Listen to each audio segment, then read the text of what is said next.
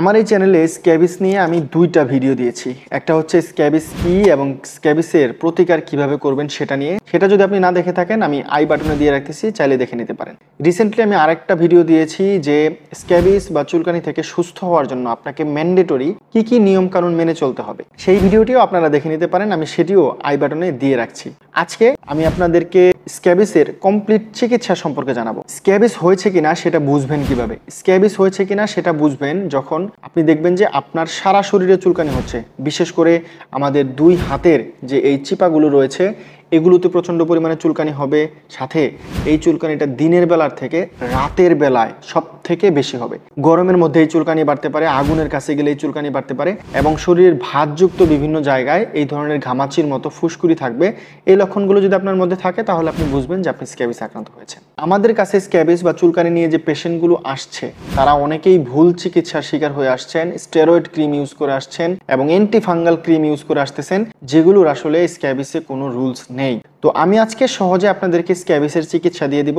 অনেকে এটাকে আমরা আনইথিক্যাল বলতে পারেন, কিন্তু মানুষের উপকারিতার জন্য মানুষ ভুল ট্রিটমেন্ট পাওয়ার থেকে সঠিক ট্রিটমেন্ট পাক, সেটা সব থেকে বেশি গুরুত্বপূর্ণ। আর আমার এই ভিডিও দেখে যদি একজন মানুষের সুস্থ হয় তাহলে সেটাই আমার সার্থকতা। তো আজকে স্ক্যাবিসের শুধু চিকিৎসা সম্পর্কে জানাবো। স্ক্যাবিস হলে নিয়ম কানুন মেনে চলাটাও কিন্তু ম্যান্ডেটরি এবং বাধ্যগতভাবে চিকিৎসার পাশাপাশি নিয়ম কানুন মেনে চলতে হবে, না হলে কিন্তু আপনি কখনোই স্ক্যাবিস বা এই চুলকানি থেকে মুক্ত হতে পারবেন না। এই ভিডিওর পাশাপাশি আমার চ্যানেলে যে বাকি দুইটি ভিডিও রয়েছে স্ক্যাবিস বা চুলকানি নিয়ে, সেই ভিডিওগুলো আপনারা দেখে নেবেন। স্ক্যাবিসের চিকিৎসার জন্য আমরা ওয়াইডলি যে ক্রিমটি ইউজ করে থাকি সেটাকে বলা হয় পারমেথ্রিন, যেটি বাজারে স্ক্যাবেক্স ক্রিম, ইউনিক্স ক্রিম, বিপ্যান্থিন এবং আরো অন্যান্য নামে কিন্তু আপনারা পাবেন। কিভাবে আপনারা ব্যবহার করবেন মনে রাখবেন যে একজন যদি আপনার বাসায় আক্রান্ত হয় তাহলে আপনারা যারা একসাথে বসবাস করেন সবারই এই ক্রিমটি ব্যবহার করতে হবে এবং প্রতিজনের জন্য একটি করে ক্রিম ব্যবহার করতে হবে। আপনারা বাজারের যে কোনো ফার্মেসিতে এই ছবিটি দেখিয়ে এই ক্রিমটি কিনতে পারবেন।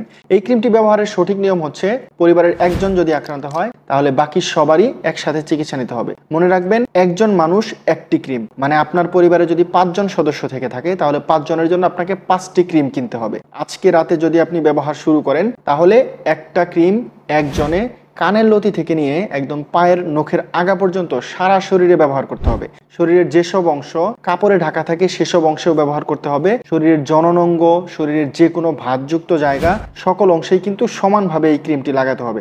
মনে রাখতে হবে যে শরীরের একটি লুম পরিমাণ অংশও যেন ফাঁকা না থাকে। এটা আপনারা শুধুমাত্র একবারই ব্যবহার করবেন। একবার ব্যবহার করার পর একই ডেটে পুনরায় আপনাকে 7 দিন পর আবার এই ক্রিমটি ব্যবহার করতে হবে।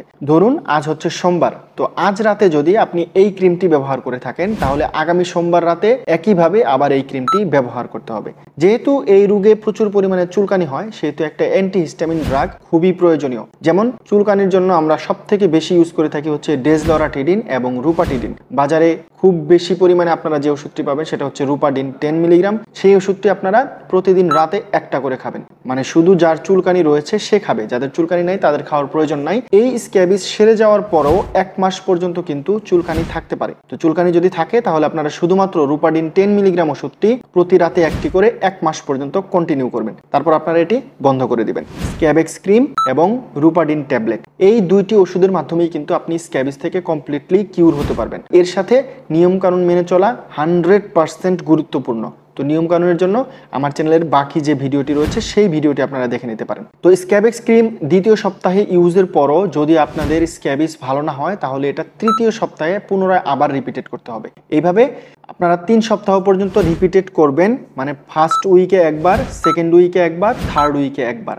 এবং সাথে রুপাডিন ট্যাবলেটটি চুলকানির জন্য আপনারা প্রতিদিন রাতে একটা করে গ্রহণ করতে পারেন। এটাই হচ্ছে মূলত স্ক্যাবিস এবং চুলকানির চিকিৎসা। তাছাড়া যদি আপনারা গ্যাকোজিমা, লুলিকোনাজল ক্রিম, এক্সফিন ক্রিম বা অন্যান্য যে অ্যান্টিফাঙ্গাল ক্রিমগুলো রয়েছে, Pevisone cream, Econate plus cream, এগুলো যদি আপনারা ব্যবহার করেন তাহলে কিন্তু কখনোই আপনি এই স্ক্যাবিস বা চুলকানি থেকে মুক্ত হতে পারবেন না। তো শুধুমাত্র এই দুইটি ঔষধ ব্যবহার করেই কিন্তু আপনি স্ক্যাবিস থেকে বা চুলকানি থেকে চিরতরে মুক্ত হতে পারেন। সো আজ থেকে বাজার থেকে বা অন্য কারো পরামর্শে অন্য কোনো অ্যান্টিফাঙ্গাল ক্রিম, স্টেরয়েড ক্রিম আপনারা ব্যবহার করবেন না। শুধুমাত্র এই ক্রিমটি এবং এই ট্যাবলেটটি আপনারা ইউজ করে দেখুন, আশা করি আপনি স্ক্যাবিস থেকে কমপ্লিটলি মুক্ত হতে পারবেন। তো দেখা হচ্ছে নেক্সটে আপনাদের সাথে অন্য কোনো ভিডিওতে। সে পর্যন্ত সবাই ভালো থাকুন। আর চ্যানেলে নতুন হয়ে থাকলে, ভিডিওটি ভালো লেগে থাকলে এবং উপকার এসে থাকলে অবশ্যই চ্যানেলটি সাবস্ক্রাইব করে যাবেন।